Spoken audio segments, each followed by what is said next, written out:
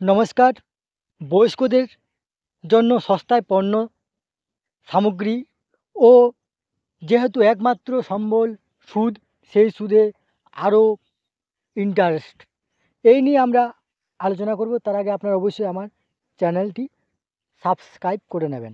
দেখুন আনন্দবাজার পত্রিকাতে কী লিখেছি। প্রবীণদের জন্য সস্তায় পণ্য, সুদে সুবিধার সওয়াল, জন্মহার কমেছে। দেখুন এটা 19শে ফেব্রুয়ারি। জন্মহার কমেছে, বাড়ছে মানুষের বেঁচে থাকার বয়স, ফলে জনসংখ্যার নিরিখে প্রবীণ মানুষের অনুপাত ঊর্ধ্বমুখী। কেন্দ্রীয় সরকারের উপদেষ্টা নীতি আয়োগের হিসেবে 2050-এ তাদের হার পৌঁছাবে প্রায় 19.5%।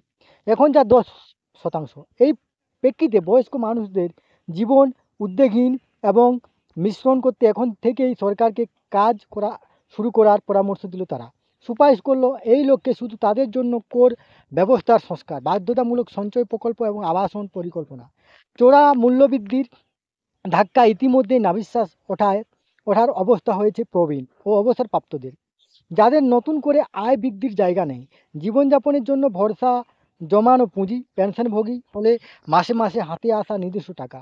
সম্প্রতি ব্যাংক ডাকঘরে জমার টাকায় সুদের হার বেড়েছে বটে, তবে খাদ্য সহ নিত্য প্রয়োজনীয় পণ্যের মূল্যবৃদ্ধি বুঝে প্রকৃত আয় কতটা বেড়েছে তা নিয়ে প্রশ্ন রয়েছে। বহু বয়স্ক মানুষের বক্তব্য, প্রভিডেন্ট ফান্ডের ন্যূনতম মাসিক পেনশন 1000 টাকা, যা রান্নার গ্যাস কিনতেই খরচ হয়ে যায়। চিকিৎসা ওষুধপত্র তো পরের কথা। নীতি আয়োগ তাদের রিপোর্টে এই সমস্যার কথা অস্বীকার করেনি।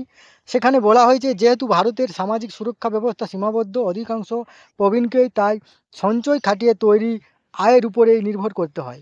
আর পরিবর্তনশীল সুদের ফলে এই আয়কে অনেক সময় ছাপিয়ে যাচ্ছে জীবন ধারণের খরচ।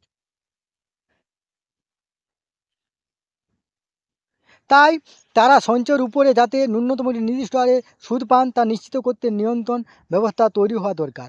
প্রবীণদের সমস্ত প্রকল্প নিয়ে জাতীয় স্তরে একটি পোর্টালে তৈরির কথা বলেছে তারা, যাতে প্রয়োজনীয় তথ্য এবং পরিষেবা পাওয়া সহজ হয়। প্রবীণ মহিলাদের বাড়তি সুবিধার সওয়ালও করেছে।